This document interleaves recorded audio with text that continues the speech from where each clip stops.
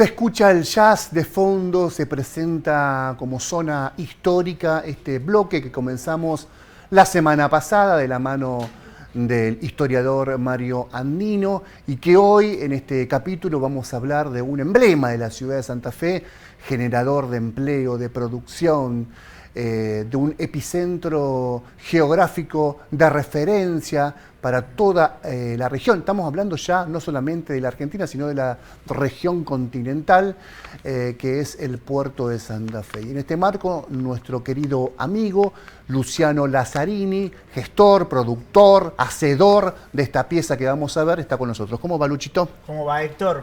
Muy, pero muy bien. Acá regresando al canal, muy a gusto. Con toda la ¿Te recibieron bien? Sí, sí, con mucho cariño, como siempre. Bueno, vamos a hablar sobre el puerto de Santa Fe en esta serie de micros que estamos armando, que tiene que ver con los 450 años de la ciudad de Santa Fe. Y el puerto no podíamos obviarlo porque cuando se fundó la ciudad de Santa Fe, se fundó como una ciudad-puerto, la primera del Río de la Plata. Y bueno, y se fue trasladando, como se fue trasladando la ciudad, nuestro puerto. Nosotros nos vamos a meter en una parte de la historia, la verdad que es para un documental, es una historia muy pero muy rica la del puerto, como la de la ciudad, pero nos vamos a meter en una parte que tiene que ver con el puerto actual, que por ahí nosotros lo tenemos más identificado hoy en día con lo inmobiliario, con lo paisajístico. Lo lúdico. Lo lúdico también, pero que está asentado sobre una infraestructura que es una gran obra de ingeniería que se hizo a principios del siglo pasado, que la hizo una empresa holandesa, que hizo el puerto de Bahía Blanca, también una obra increíble. Tiene una similitud con Venecia, esa parte de la ciudad, porque están hincados maderas, digamos, que sostienen la estructura, al igual que en la emblemática ciudad italiana. Y también hay otro monumento importante del puerto que tiene que ver con el elevador de granos, que se ve desde el casco histórico de la ciudad de Santa Fe, que se construyó en el 50. Bueno, nosotros fuimos hasta el puerto. Te agrego una cosita más, con la singularidad que el puerto no está sobre el canal principal. No. Había que generar un ingreso, un canal de acceso desde el cauce principal hacia la ciudad de Santa Fe, que también lo vuelve casi inédita esa obra. Todos los puertos están Diamante, Reconquista, están mirando al cauce, al canal principal del río, ¿no? Sí. Bueno, un canal que obviamente se draga constantemente sistemáticamente para que ingresen los barcos. Que este es un dato que por ahí no tenemos tan en cuenta. Hay barcazas que ingresan sistemáticamente al puerto para llevarse granos. Y hablábamos del elevador de granos que se construyó en la década del 50, que también es una obra muy interesante y que es una obra también emblemática en cuanto a la fisonomía que nos da a la ciudad, que en este momento está funcionando a un 80% más o menos de su capacidad. Y bueno, estuvimos ahí un día que se estaba cargando una barcaza, así que la vamos a poder ver. Así que hicimos una visita por el Museo del Puerto, que recomiendo la visita. Tiene una directora encantadora, muy apasionada por esta historia. Y después nos fuimos a los muelles que 100 años después de su construcción todavía siguen teniendo una gran nobleza esa obra, y el elevador de granos también una gran nobleza, que lo estamos utilizando por estos días y está generando divisas para la ciudad de Santa Fe. Así que si te parece, vemos el informe.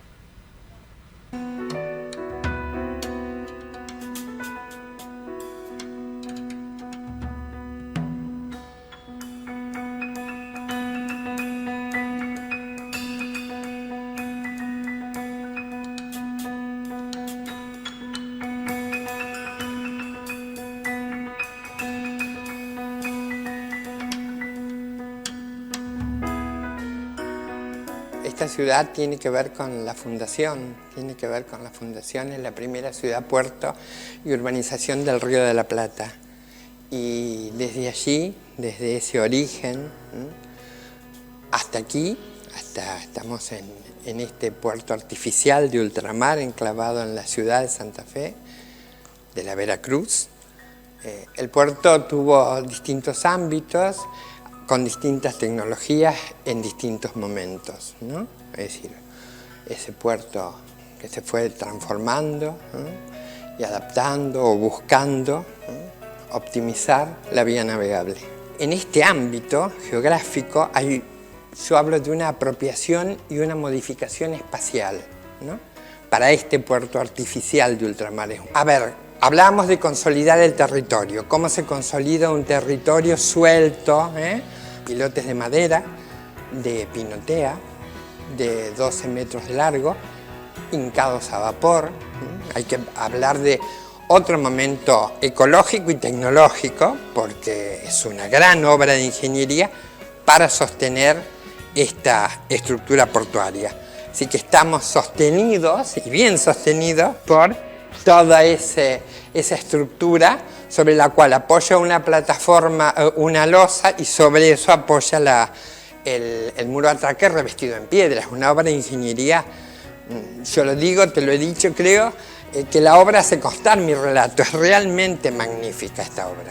Respecto al elevador de granos de la Junta Nacional de Granos, que se construyó entre el año 1940 y 1952, que es cuando se inaugura, bueno, es una obra que de un perfil, en el perfil urbano de la ciudad, que en su momento, bueno, era el punto más alto, y que además desde su materialidad tiene una particularidad, por ejemplo, comparable dentro del ámbito portuario con una galería de embarque, porque está materializado en hormigón armado. Esa obra magnífica, además estilísticamente y materialmente, de una nobleza. Bueno, los portuarios lo queremos mucho al elevador, y por eso además lo difundimos, porque además del uso tiene valores propios patrimoniales. Vos me preguntaste qué sería de la ciudad sin el puerto. Y yo te preguntaría al revés, ¿no es cierto? ¿Habría ciudad sin el puerto? Porque es un poco la razón de ser, y además en el imaginario y en lo sentimental, yo siempre digo que el puerto nos refiere a todos, ¿no? Es decir, no solamente en cuanto a su función, que es importantísima, pero además nos refiere a todos. Desde el museo vemos la visita de todos grupos que siempre hay una referencia al puerto familiar, personal. Todos tienen que ver con esta cuestión portuaria y con la vía navegable. Bueno, de eso se trata. Entonces mi pregunta sería al revés. ¿Existiría la ciudad si no estuviéramos? Sería otra ciudad, evidentemente.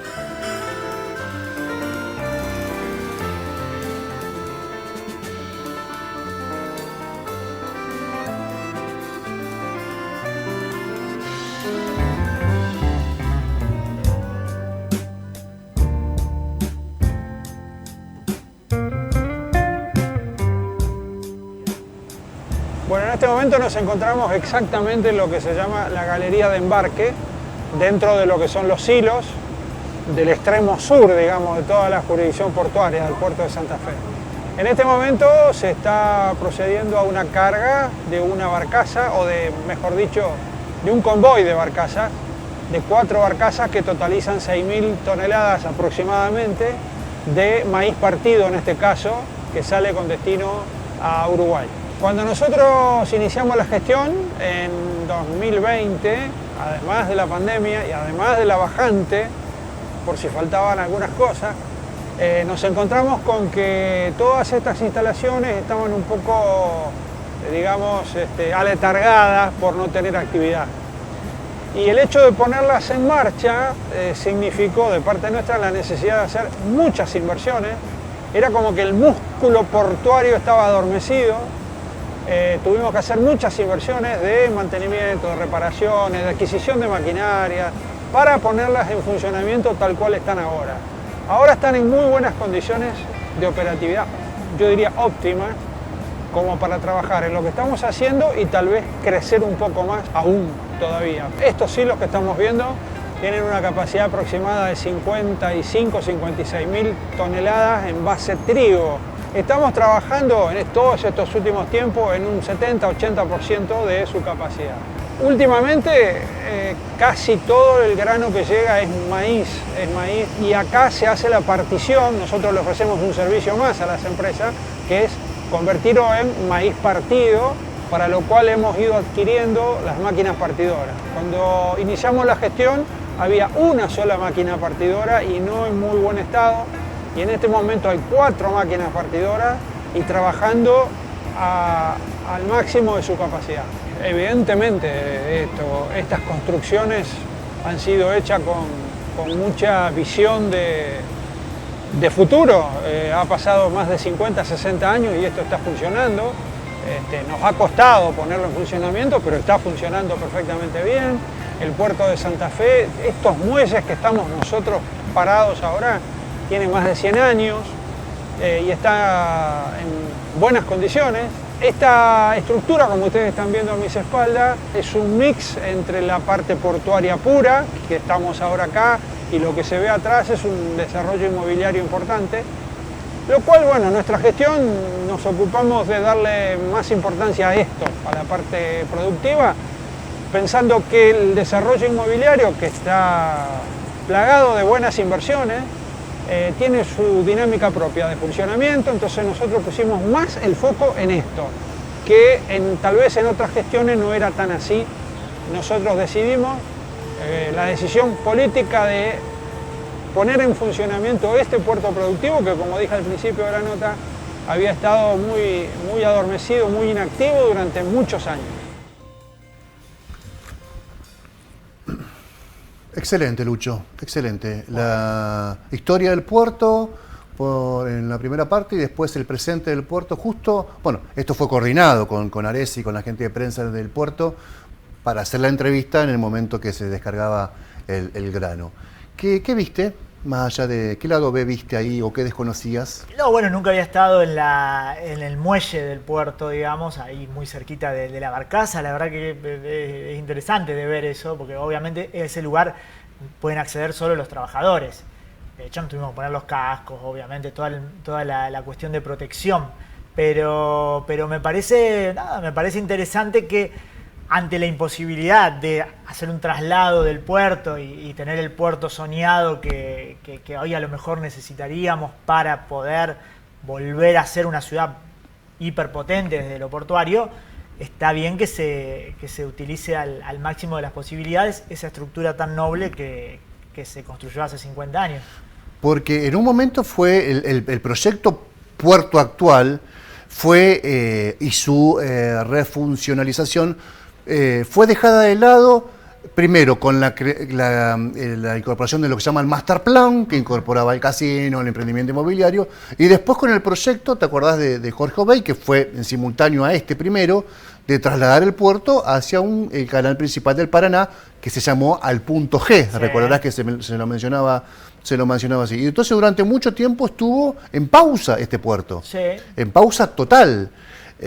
Muy interesante que se haya reactivado porque genera, bueno, como vos decías, dividendos para empresas locales que exportan. La mayoría de este flete debe ir a Uruguay. Uruguay, y después también hay container que se puede sacar, digamos, producción por container que va a La Plata, me parece. Y creo que además en lo histórico, el puerto se emplaza, como decías, se empieza a construir en 1900 y encuentra, digamos, una estructura más o menos inaugural en 1910. 10, sí. Hay que decir que Y en el medio tuvo la inundación del 5. Exacto, pero además fue el motor, la generación de la ocupación geográfica de Alto Verde, del vecino de Alto Verde. El vecino de Alto Verde se transforma en vecino de Alto Verde al calor de la construcción del puerto, sí, de Santa Fe. Bueno, muy interesante, muy interesante, Lucho. ¿Algo más? No, me parece que por lo menos hicimos una pequeña pintura de este espacio tan importante de la ciudad que muchas veces, por supuesto, lo caminamos con otros sentidos y me parece que es interesante verlo en esta perspectiva. 450 años, rumbo a los 450 años de la ciudad de Santa Fe. Hablamos la semana pasada de la primera parte del emplazamiento en Callastá con el profe Mario Andino. Vamos a tener una segunda parte del traslado al actual emplazamiento de nuestra ciudad capital. Y ahora junto a Luciano Lazzarini, el puerto de Santa Fe, emblema de ayer y de hoy, del pasado y del presente, emblema de generación de empleo, de divisas y también de la conformación de asentamientos y de barrios en nuestra costa santafesina. Gracias, Luchito. No, por favor, gracias a vos. Pausa y ya volvemos, la última parte del programa.